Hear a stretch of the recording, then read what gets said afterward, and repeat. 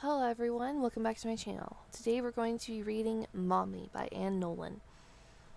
The details about this book will be in the description below, and if you do enjoy this book, then please leave a like, leave a comment, and also please check out the original author, and subscribe if you did enjoy it, obviously. So yeah, let's get right into the video. I jolt upright in a daze, panicked and heart racing. My grandmother screams. Is someone in the house here to rob and murder us? I jump from the bed, lock the door, and scramble through the dark to climb out the window to safety. I'll call for help from a neighbor's house. As I struggle to unlock the window, my doorknob jiggles. My heart jumps into my throat. I try to swallow it back down as I search the darkness for something to bash in his head. After 3 light taps on my bedroom door, I freeze. Ava? My Aunt Stella calls calmly.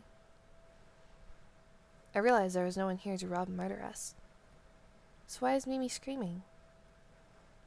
My aunt calls my name again. I move away from the window and open the door. Tears streak her face. I hear Poppy talking to Mimi, using the same voice at the time I burnt myself on the stove.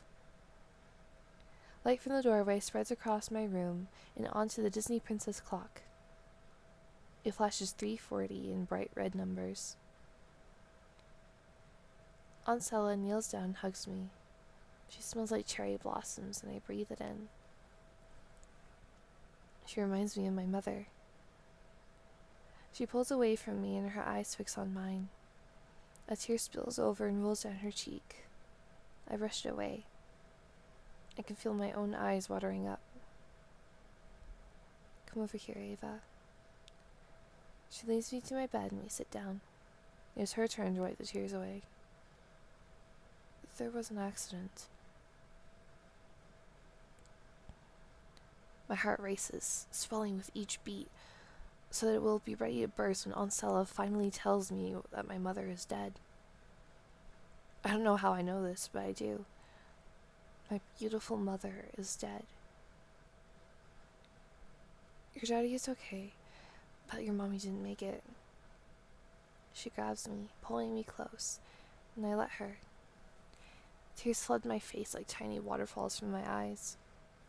I cry myself to sleep in her arms, and when I wake, I'm alone.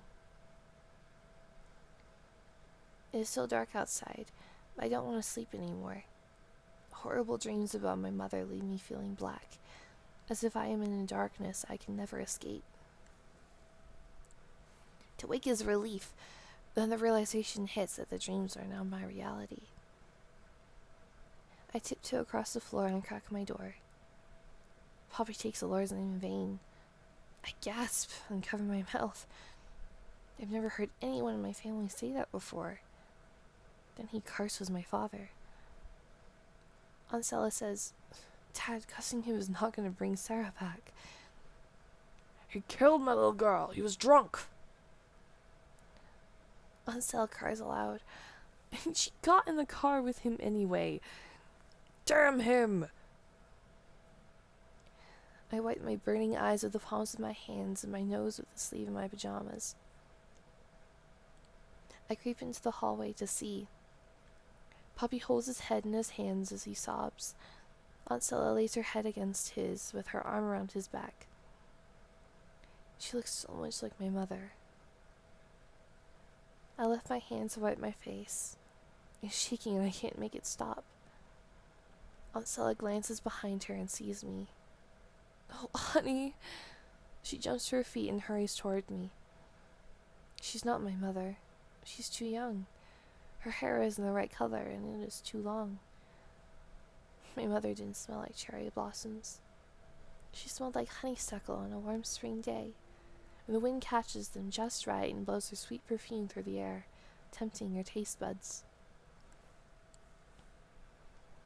I imagine jumping off the swing and running to the vines that wind around the fence in our backyard. I pull one after another from the vine, tearing off the bottoms to suck out the sweet juice. My mother watches from the back door, smiling at me with soft pink lips.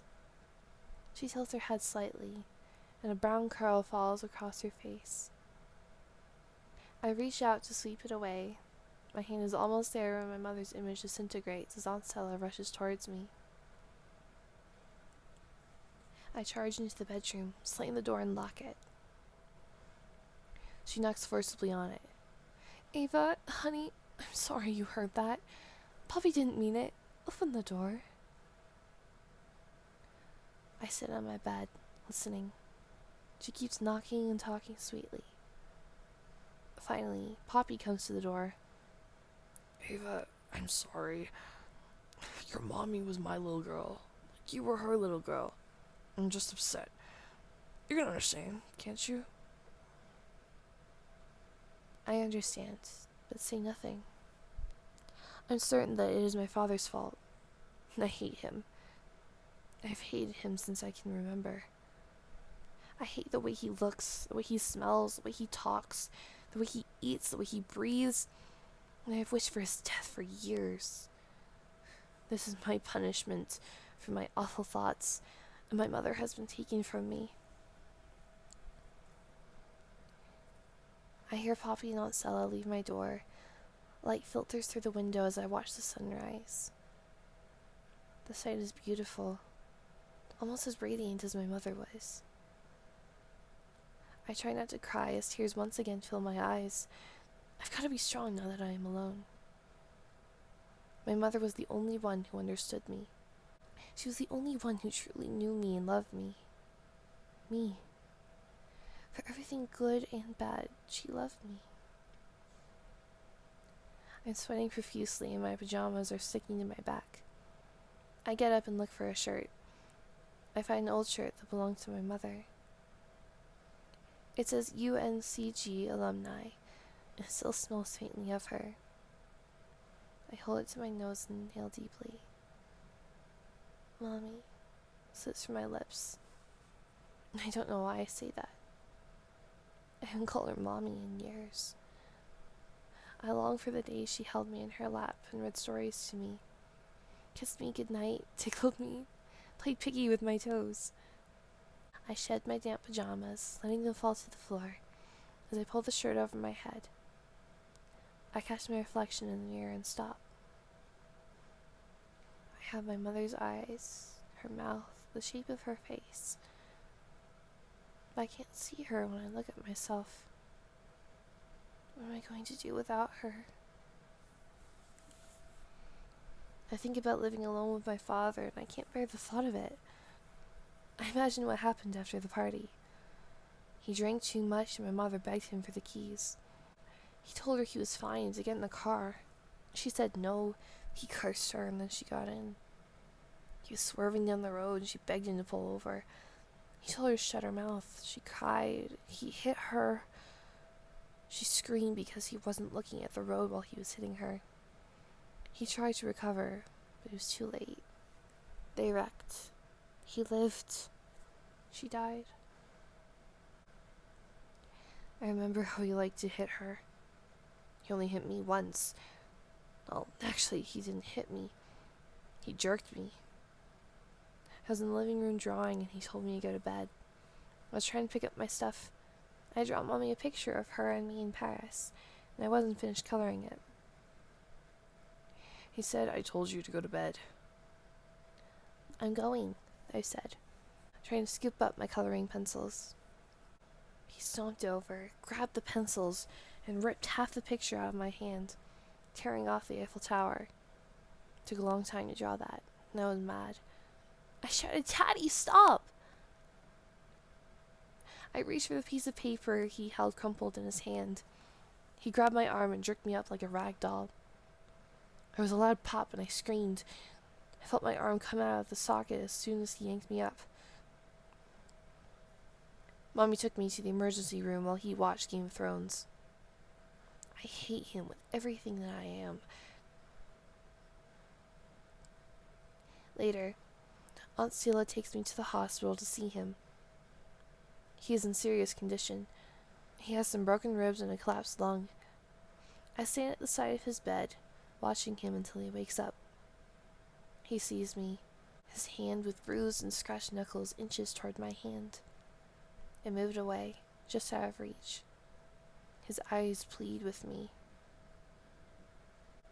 The nurse comes in and shoots something into a tube taped on the top of his hand. He fights the effects of the drug, but eventually falls asleep. I think of my mother's sweet face and terrified eyes as he would swing at her. I remember the bruises on her forearms from trying to block the blows. I lean over my father. He doesn't look so mean now. He looks helpless. He is helpless. I pull the stretchy bands from around his ears and pull the mask from his face. I use one hand to cover his mouth and the other to pinch his nose. After several seconds, he opens his eyes. They are wild and filled with fear. He struggles with my hands fruitlessly as he tries to breathe. With all my strength, I hold his nose and press his mouth. My mother, for every time he hit her, and for the life that she lost because of him. I watch him die. I put the mask back on his face and leave the room. I don't look back. I will find Aunt Sella and go home, wherever that is now. I look at the clock on the clean white wall as the minute hand propels itself to the next number. It is 3:40.